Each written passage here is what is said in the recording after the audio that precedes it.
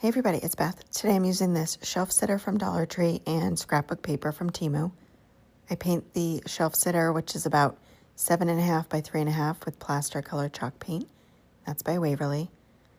I then tape off 2 sections on the front of it, just using a small piece of the tape for spacing.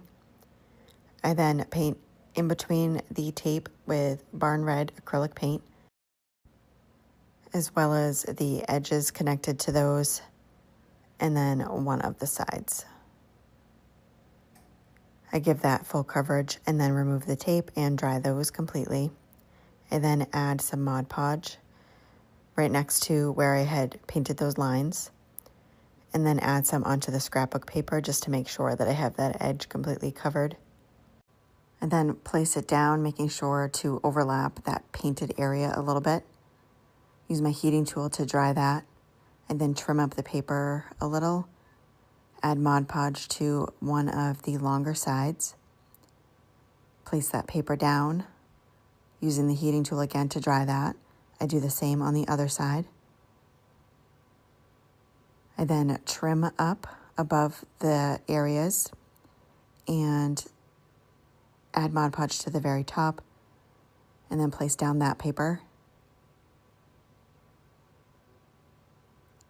Trim up the paper again, and then sand off all of the excess.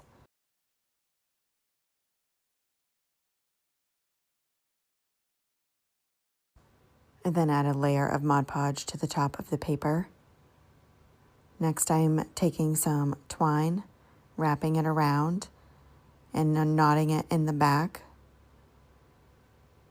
and then cutting off the excess twine on the end, but leaving the rest connected to the spool of twine, wrapping it around a few times where the two meet, the paint and the paper, and then again knot it in the back.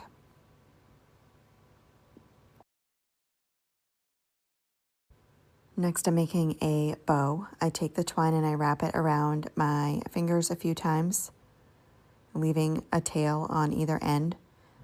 And then take another piece of twine, wrap it around that loop, knot it and cut off the excess, and then hot glue that bow to the twine that's wrapped around the shelf sitter.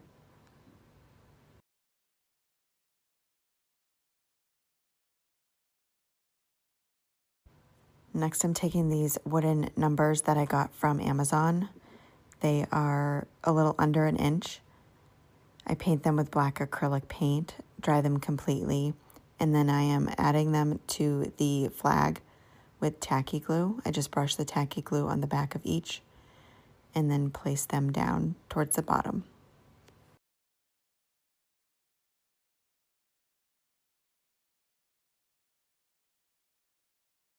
Once I have them in place, I use my heat tool just to make sure that glue is fully dry.